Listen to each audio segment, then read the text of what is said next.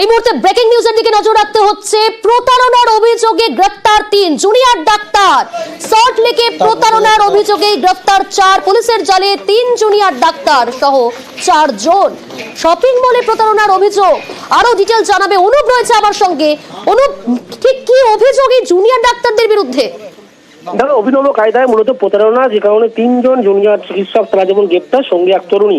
মূলত যেটা পুলিশ জানতে পেরে, সল্টলেকের একটি শপিং মল, সেখানে 4 জন যায় এবং সেখানে গিয়ে কিন্তু যে জামা কাপড়ের স্টিকার থাকে বা যে সমস্ত ব্র্যান্ডের দাম থাকে সেগুলো কিন্তু একেবারে নকল করার অভিযোগ, এবং এই অভিযোগ কিন্তু তাদের বিরুদ্ধে আগেও ছিল।